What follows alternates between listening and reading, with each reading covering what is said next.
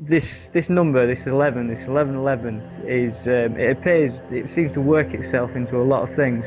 I mean, predominantly the first thing is the universe itself, and obviously on the 11th of August 1999 at 11:11 a.m. there was a total solar eclipse that was observed through Europe. Hmm. And if you move that further on the end date, December 21st, 2012, the end date of the main calendar, the winter solstice, which is when the calendar ends, is at 11:11 a.m. So I've heard. So obviously, Yeah. so we've got this effect where the universe is ringing these numbers at us, in accordance to consciousness and stuff. Yeah. And when you look at it in an astrological sense, with the precession of the equinoxes and the 26,000 year cycle of the Earth wobbling through the 12 signs of the zodiac, we're said to be moving into the new age of Aquarius, and Aquarius is the 11th astrological sign. And so, getting further into it, you look at the numbers of 2112, 2012, and you add all those numbers up, and you get an 11. And then you look into the sun, for instance, and the sunspot cycle, so 11 years, and basically everything that you can just keep finding these 11s out of things. And you could argue that, are you looking for them? But basically, when it's that amount of things within the universe, it's not like I'm looking for them because they are there. Yeah. You can't deny that. And so then you start moving into the numerology of it. And for instance, if you get 11 and you multiply it by 1111, you get the number 1234321, which is a pyramid. So, and the same decreases. So if you've got 111 and you times it by 111, you get 12321. You get a pyramid, whichever way you look at it, anything with a base of 1. Interesting. And so then, if you look at the 11 itself, and in binary, an 11 stands for a 3. So obviously you've got a trinity out of it. Do you know what I mean? So if you were to convert to binary, it would mean it'd be 3.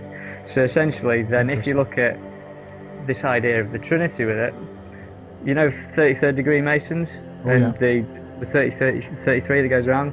Obviously, if you turn that into the trinity and you divide 33 by 3, you get 11. That's interesting. So you start seeing these 11s, as I'm saying. So then you move on to recent events, and you get to September the 11th, 2001, right? And you realise that the building was stood like an 11. The two towers stood like an 11. Indeed. And then you've got 9/11, which is 9 plus 1 plus 1, which is 11. And then you realise that September the 11th was 111 days until the end of the year. And then you start thinking about the first plane that hit the World Trade Center, and it was Flight 11. There you go, yeah. Right. And the total number of crew on Flight 11 was 11.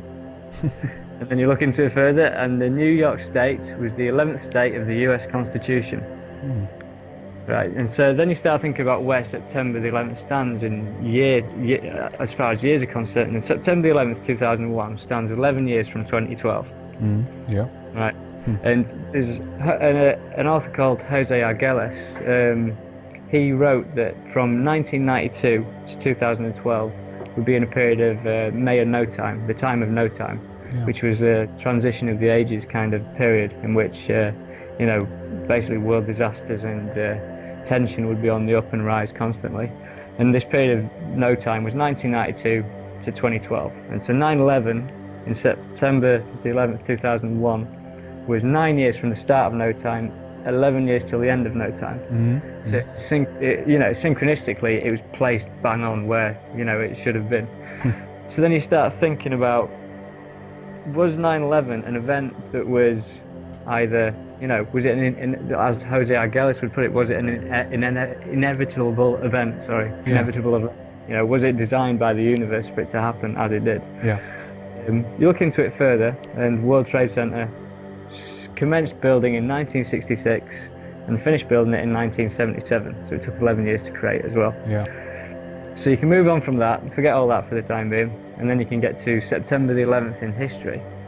And on September the 11th, 1990, at 9:09 p.m, that's 11 years prior to 9/11, George Bush Sr. made his very first speech entitled "Towards a New World Order" in the UN, at the UN. So this was 11 years prior. And then if you take that back 60 years, so you go back to September the 11th, 1941, you'll realise that 60 years to 9/11, that was when the soil was broken for the Pentagon. Pentagon, yeah, exactly. Yeah. And so you've got this date, September the 11th, again running through this kind of, you know, the nasty war machine of America, if you want to call it that. Exactly. And so then basically there's something that happened much further back in time than that, and there's a book written in 1981, and it was called The Birth of Christ Recalculated, and it was written by a guy called Ernest L. Martin, and he claims to have calculated the exact date of Jesus Christ's birthday based on celestial charts for that era. Yeah. Basically, he's worked out with the famous Star of Bethlehem, which was, you know, he worked out that essentially Jesus Christ was born on September the 11th, 3 BC. And this book was released in 1981. Mm-hmm. So, you know, we've got another date there. I mean, when it comes into other significant events, for instance, when you know, think about America and NASA and stuff, the very first, like, shuttle that got to the moon was Apollo 11. Yeah.